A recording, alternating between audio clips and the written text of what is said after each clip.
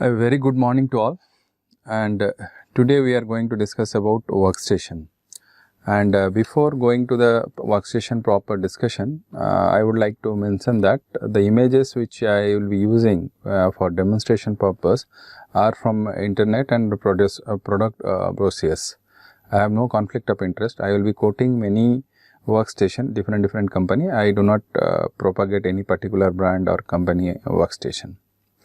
Now, since the topic is big, we will be dealing it in two parts. Part 1, we will see and try to understand what is the concept behind the workstation, how it has become the modern workstation. So, that is what we will be looking in the first part.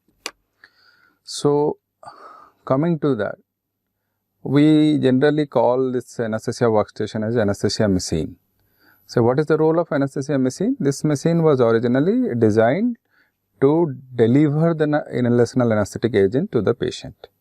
So, what was the first in this definition? By this definition, the first thing was this was used by W.T.C. Morton to deliver anesthesia. So, technically you can call this also an anesthesia machine, because this device was used, only this device was used to deliver the anesthesia to the first patient.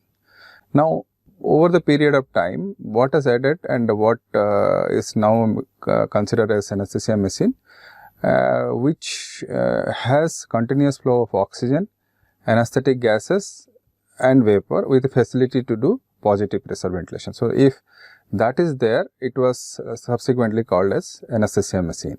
So, this is the first, by this definition, this is the first anesthesia machine where we have continuous flow of oxygen. This was possible only because there was a compressed oxygen and nitrous supply was possible at that point of time only.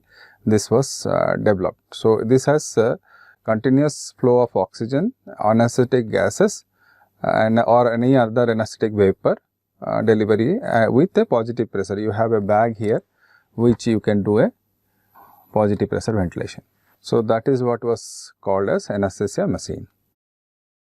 But currently most of the places we use device like this, which is known as anesthesia workstation. So, we will in next few slides or next we will be seeing how that kind of simple anesthesia delivery unit or anesthesia machine become this kind of workstation and why it has happened so.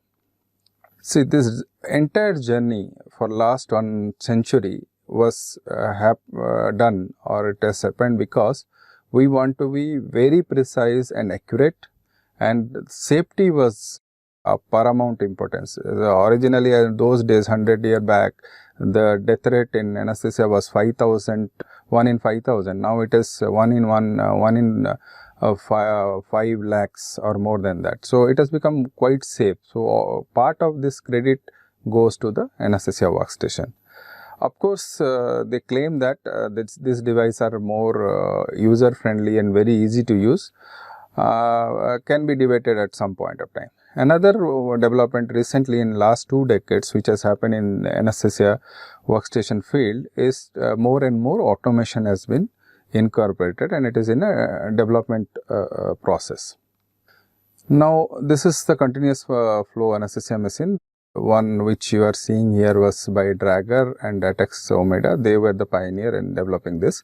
So, the goal here was the machines were developed in a way so that it can deliver safe and precise delivery of anesthetic agent and oxygen with facility to do positive pressure ventilation. That is what we have discussed. So, I am just reiterating it again. So, these were the early anesthesia machines pioneered by 2 companies.